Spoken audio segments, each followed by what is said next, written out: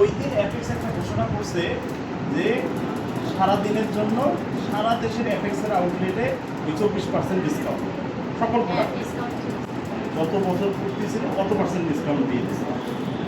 আমি নিজেও গিয়ে লাইনে দাঁড়াইছি, 9টার সময় দোকান বন্ধ করে 11:30 পর্যন্ত লাইনে দাঁড়ায় থাকার পরে জুতা বেল্ট এগুলি কিনতে পারছি।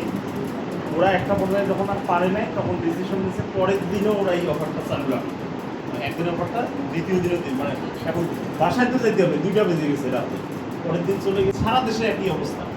2 দিনে ওরা যে পরিমাণে জুতা বেল্ট ব্যাগ বিক্রি করছে গত 2 বছর বিক্রি করে।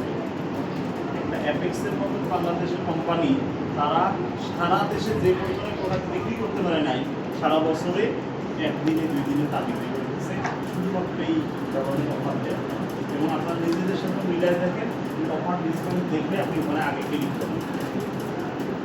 তার মানে আমরা যখন যে কোনো প্রোডাক্ট বিক্রি করবো সেল করবো, টেকনিকগুলি একটু আমাদের ফলো করতে হবে। 10% ডিসকাউন্ট, 5% ডিসকাউন্ট, 15% ডিসকাউন্ট। আপনি তো ডিসকাউন্ট নেবেন অবশ্যই লাভের, 100 টাকা লাভের জায়গায় যদি 10 টাকা ছেড়ে দিয়ে 80 টাকা লাভ করে, ধরেন 100 টাকার মধ্যে 100 টাকাই লাভ করতেছে, কাস্টমার পাচ্ছেন 10 জন, এই লাভ হচ্ছে কত 1000।